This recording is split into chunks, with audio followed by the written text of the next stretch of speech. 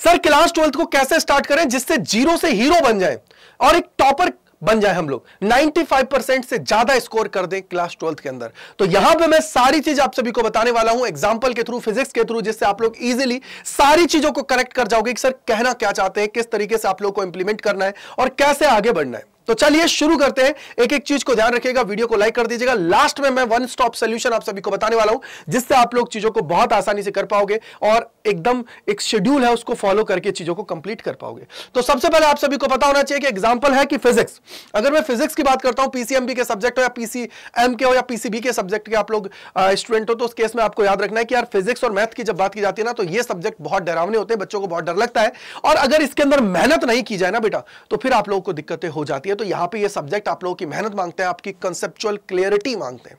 अगर वो आपने कर लिया ना तो सबसे इजी सब्जेक्ट आप सभी के लिए हो जाते हैं। इनका कंपैरिजन अगर मैं केमिस्ट्री और बायो से करता हूं तो बेटा वो सब्जेक्ट एज कंपेयर टू इनके उनका डिफिकल्टी लेवल है वो कम है। साथ ही साथ आप सभी जानते हो कि अगर ह्यूमैनिटीज और कॉमर्स के सब्जेक्ट्स की आप लोग बात करते हो तो वहां पे भी यही सिनेरियो चलता है, सबसे ज्यादा डरावने आप लोगों को यही लगता है। अगर मैं फिजिक्स की बात करता हूं तो आप सभी जानते हो दो बुक्स आप सभी की होती है। फर्स्ट बुक में चैप्टर नंबर 1 से लेकर चैप्टर नंबर 8 तक है, सेकंड बुक के अंदर चैप्टर नंबर 9 से लेकर चैप्टर नंबर 14 है और कहीं कहीं स्टेट बोर्ड्स के अंदर आप सभी को देखने को मिल जाता है क्या, चैप्टर नंबर 15 भी जो है कम्युनिकेशन सिस्टम। क्या है कम्युनिकेशन सिस्टम की हम लोग वहां पे बात करते हैं। बेसिकली ये जो बात कर रहा हूं वो सीबीएसई के लिए बात कर रहा हूं, बहुत सारी चीजें डिलीटेड है तो आप लोग वहां से कनेक्ट कर पाओगे।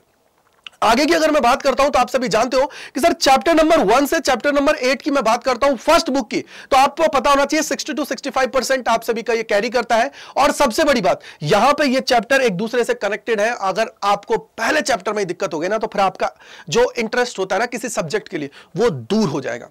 यानी कि सर मुझे पहले चैप्टर से ही मेहनत करनी है और इस तरीके से अपने आप को बनाना है कि उस चैप्टर के हर एक क्वेश्चंस को मैं कर पाऊं, हर एक चीज हर एक कॉन्सेप्ट को मैं डीपली पढ़ पाऊं जिससे मेरा काम हो जाए। पहले चैप्टर से ही अपने आपके जितने भी एफर्ट्स है ना वो सारे आपको लगा देना है, क्योंकि पहले चैप्टर के बाद में दूसरा उससे कनेक्टेड है, तीसरा आगे कनेक्टेड है, चौथा, पांचवा, छठा, सातवां, आठवां, ये सारे के सारे एक दूसरे से कनेक्टेड है। तो आप सभी को पता होना चाहिए ये चीज को। सेकंड चीज आपके chapter number 9 to chapter number 14 की बात करता हूं तो ये थोड़ा थोड़ा कनेक्टेड है, बाकी इंडिविजुअल ये चैप्टर्स आप सभी को देखने को मिलते हैं सारी चीजें। क्योंकि चैप्टर नंबर 1 पे आप लोग देखोगे इलेक्ट्रोस्टैटिक्स की बात करोगे, चैप्टर नंबर 1 और 2 के अंदर जहां पे आपका चार्ज की वजह से इलेक्ट्रिक फील्ड होगा, पोटेंशियल देखेंगे, कैपेसिटेंस देखेंगे, फिर आपका चार्ज मूव करने लगेगा तो उसके बाद में आप लोगों ने क्या देखोगे, बोला सर उसके बाद में हम लोग वहां पे देखेंगे करंट, और करंट जब फ्लो करेगा तो उसके चारों तरफ स्ट्रांग मैग्नेटिक फील्ड होगा। कौन कौन से सब्सटेंसेस होते हैं, क्या हम लोग मैग्नेटिक फील्ड को यूज करके इलेक्ट्रिक फील्ड को कर सकते हैं या नहीं लेके आ सकते हैं, वो सारी कहानियां आप लोग पढ़ोगे इससे कनेक्टेड। तो इसका मतलब क्या हुआ, यहां पर सारी चीजें कनेक्टेड है। कोई सा भी सब्जेक्ट है पहला चैप्टर बहुत इंपॉर्टेंट रखता है, अगर उसको आप लोग करते हो तो आपको बहुत बेनिफिट होगा। यह चीज दिमाग में बिठा लीजिए, क्योंकि सब्जेक्ट की शुरुआत वहीं से होती है। वहां से अगर एक बार आपका इंटरेस्ट है उस सब्जेक्ट के लिए अगर जाग गया ना, फिर वो सब्जेक्ट इजी आप सभी के लिए होने वाला है। अब सबसे बड़ी बात है कि सर अगर मैं फिजिक्स की बात करता हूं तो यहां पे 3 पोर्शंस आप लोग सबसे ज्यादा समझते हो कि सर यहां पे थ्योरी, डेरिवेशन और न्यूमेरिकल्स। यार ये जो चीज है ना सबसे ज्यादा डरावनी चीज है कि सर न्यूमेरिकल्स। देखो आपको पता होना चाहिए पहले के टाइम पे थ्योरी और डेरिवेशन से काम हो जाता था, लेकिन अब न्यूमेरिकल्स आप सभी के हैं। अगर आप लोग जब तक इन दोनों चीजों को अच्छे से नहीं कर पाओगे, अच्छे से कनेक्ट नहीं कर पाओगे, न्यूमेरिकल्स आप सभी से नहीं बनेंगे, क्योंकि कॉन्सेप्ट क्लियरिटी आप सभी की अच्छे से होनी चाहिए। और जब कॉन्सेप्ट क्लियरिटी होती है, आपका फोकस होता है आपका हर एक कॉन्सेप्ट और उसके वैरायटी ऑफ क्वेश्चंस अगर आप लोगों ने ट्राई किए तो सारे न्यूमेरिकल्स आप सभी से बनने लगते हैं। और इनके लिए आप लोगों को पहले ये जो 2 पोर्शन है उन पे काम करने की जरूरत है। अब ये कैसे कंप्लीट होगा, किस तरीके से आप लोग चीजों को करोगे जब जाके आपका ये पूरा पोर्शन है स्ट्रॉन्ग बन जाए कि सर अगर कुछ भी आता है ना इस सब्जेक्ट के अंदर मैं फोड़ के रख दूंगा। तो उसके लिए मैं कुछ चीजें आप सभी के सामने लेके आया हूं कि पहले आपको पता होना चाहिए कि टाइप ऑफ क्वेश्चंस कितने आते हैं। देखो पहले आप लोग देखते थे कि सर मैं डेरिवेशन रट के चला जाता हूं, मैं थ्योरी रट के चला जाता हूं, मेरा काम हो जाएगा, मैं पास हो जाऊंगा। लेकिन अब आप सभी के लिए क्या किया जा रहा है कि वैरायटी ऑफ क्वेश्चंस आप सभी से पूछे जा रहे हैं। जैसे एमसीक्यूज आप सभी को पूछे जा रहे हैं, यहां पे अगर आपको कॉन्सेप्ट क्लियरिटी नहीं है, नहीं लगेगा फॉर्मूला, आंसर नहीं आएगा। इसके बाद में असर्शन रीजन आप सभी से आने लगे हैं, केस बेस आने लगे हैं और डेरिवेशन आते हैं और कुछ कंसेप्चुअल क्वेश्चंस आप सभी से पूछे जा रहे हैं कि जो कॉन्सेप्ट पे बेस्ड है। अगर कॉन्सेप्ट अच्छे से आता है तो कर लोगे, नहीं आता है तो नहीं हो पाएगा।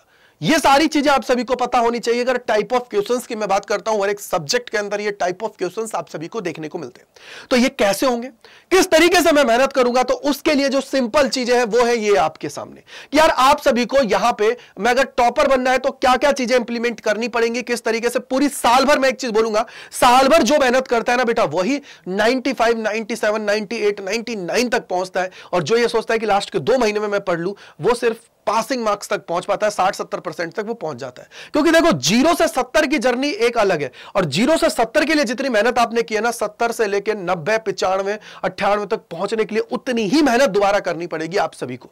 और उस मेहनत के लिए आप सभी की हेल्प करता है आपका टीचर। तो सबसे बड़ी बात है कि आपको एक टीचर ऐसा पकड़ लेना है सर, जिसकी चीजें आप सभी को समझ में आ रही है। अगर चीजें समझ में आ रही हैं तो देन फिर आप लोगों को उसको ब्लाइंडली फॉलो करना है, जो आपको वो बोल रहा है ना वो आपको करना है। और सबसे बेस्ट टीम में अगर बोलूं ना आज की तारीख में तो CUT अड्डा है सबसे बेस्ट। यहां के टीचर सबसे एक्सपीरियंस्ड है, प्लस सबसे कॉन्सेप्चुअल क्लियरिटी आप सभी को देते हैं, तो उसके साथ आप लोग कनेक्ट हो जाइए, सबसे बेस्ट मैं बोलूंगा। सेकंड चीज आपको पता होना चाहिए, एनसीईआरटी के साथ आपको एक 1 रेफरेंस बुक ले लेनी है। कोई भी एक रेफरेंस बुक अगर आप लोग ले लेते हो तो उस केस में क्या होता है कि आप लोग इजीली कॉन्सेप्ट पढ़ पाते हो। अगर डायरेक्ट आप लोग जाओगे ना एनसीईआरटी में तो नहीं चीज समझ में आएगी, तो उसके लिए आप लोगों को पहले रेफरेंस बुक को कैरी करना है, और रेफरेंस बुक के साथ एनसीईआरटी के सोल्ड एग्जांपल्स को कर लेना है, साथ ही साथ उसके एनसीईआरटी एग्जांपलर्स है उनको भी ट्राई करना है, साथ ही साथ पीवाईक्यूज पे काम करना है। मान लीजिए पहला चैप्टर आपका कंप्लीट हो गया तो उसके पीवाईक्यूज को आपको लगाना है। पीवाईक्यूज लगाने से यह होता है कि सर इसके जो भी कॉन्सेप्ट है वो मेरे क्लियर हो गए, मैं उसको इजीली कर पाऊंगा। इसके साथ ही आप लोगों को वैरायटी ऑफ क्वेश्चंस की प्रैक्टिस करनी है, क्योंकि आप जानते हो कि सर देखो कभी भी कोई से कॉन्सेप्ट पे सवाल बन जाता है, ऐसा नहीं होता है कि सेम सवाल आप सभी के आएगा। तो इसलिए पहले ही वैरायटी ऑफ क्वेश्चंस की प्रैक्टिस कर लेनी है। एक बार जब वैरायटी ऑफ क्वेश्चंस की प्रैक्टिस कर ली जाती है ना, तो अपने अंदर एक कॉन्फिडेंस रहता है कि हाँ यार मेरे सामने कुछ भी नया आएगा ना मैं उसको ट्राई करने लायक हूं। क्यों? क्योंकि मैंने अलग अलग वैरायटी ऑफ सोर्सेज से अलग अलग वैरायटी ऑफ क्वेश्चंस को मैंने तैयार किया है, वो याद रखना है।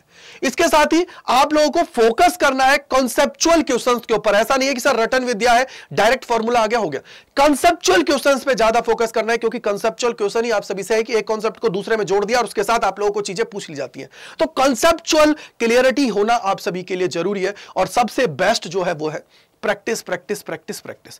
प्रैक्टिस का कोई भी और अल्टरनेटिव नहीं होता है, प्रैक्टिस आप सभी को जरूरत है। और फिजिक्स और मैथ की अगर मैं बात करूं या अकाउंटेंसी जैसे सब्जेक्ट्स होते हैं, यहां पे आप सभी को जरूरत है सिर्फ प्रैक्टिस की। जितनी ज्यादा वैरायटी ऑफ क्वेश्चंस की प्रैक्टिस करोगे ना बेटा, उतना ज्यादा तुम्हारे लिए जरूरी होगा। अगर नहीं वैरायटी ऑफ क्वेश्चंस की तैयारी करोगे ना बेटा तो फंस जाओगे। ये दिमाग में बिठा के रखिए आप लोग, ये चीज अच्छे से दिमाग में बिठा लीजिए, क्योंकि वैरायटी ऑफ क्वेश्चंस करना बहुत जरूरी है। तो यहां पे प्रैक्टिस प्रैक्टिस प्रैक्टिस यही। अब सबसे बड़ा अगर मैं वन स्टॉप सॉल्यूशन की बात करता हूं, वो है तुम्हारे लिए अड्डा 24/7। यहां की टीम, यहां का प्रीमियम कंटेंट, यहां के टीचर्स। तो उसके लिए आप लोग हमारे साथ जुड़ सकते हो हमारे लेटेस्ट बैचेस के अंदर, तो अपनी तैयारी जबरदस्त तरीके से कर सकते हो यूजिंग द कोड Y485 जो आपके भाई का है। और फिजिक्स के अंदर तो आप लोगों ने देखा होगा पिछली बार भी दुआ किया था हम लोगों ने और चीजों को अच्छे से किया था। साथ ही साथ बहुत सारे ऐसे बच्चे थे जिन्होंने 95 से ज्यादा मार्क्स लेके आए थे और उसके अलावा अच्छा परफॉर्म किया था। तो कैसे आपको एनरोल करना है? तो सिंपली एनरोल करने के लिए बेटा जी आपको क्या करना है, यहां पे अड्डा 24/7 टाइप करना है। जैसे ही अड्डा 24/7 टाइप करोगे पहले इस लिंक पे क्लिक कर देना है, यहां पे आना है ऑल कोर्सेज के ऊपर। ऑल कोर्सेज पे जैसे ही मेरे वीरा आओगे यूजी एंड पीजी पे क्लिक करना है, यूजी पे क्लिक करना है। यहां पे साइंस के हैं तो साइंस पे क्लिक कर देना है। देखो ये आप लोगों के लिए लेटेस्ट बैच है 2025 का, तो इस पे आप लोग क्लिक कर लीजिए। नहीं तो आप लोगों को मैं सिंपल बोलूंगा भैया महापैक पे जाइएगा। महापैक के पीछे का रीजन ये है कि जितने भी मल्टीपल बैचेस आएंगे आप लोगों के लिए CUT की अगर आप लोग प्रिपरेशन करना चाहते हो तो वो भी आप लोगों को मिलेगा। अगर आप लोग साइंस के स्टूडेंट हैं तो बेटा यहां पे आप लोगों को महापैक पे जाना है। महापैक पे जाओगे तो इसके बाद में आप लोगों को क्या करना है, बाय नाउ पे जाना है। यहां पे एक एंटर कूपन कोड है जो मैंने आप सभी को बताया, वो है Y485। Y485 लगाना है। ये 14,939 रुपए का बैच है जिसके अंदर बुक्स भी आप सभी के घर पे डिलीवर की जाएंगी, जिनको आप लोग पढ़ के अपने कॉन्सेप्ट को बना पाओगे। और टीचर्स तो लाइव क्लासेस आप सभी के लिए लेने वाले हैं। महापैक मैंने इसलिए बोला है क्योंकि सर यहां पे आप सभी के जितने भी बैचेस आएंगे अड्डा के ऊपर अगले 1 साल के अंदर, वो सारे के सारे आप सभी को मिलने वाले हैं, आप सभी को अलॉटेड हो जाएंगे।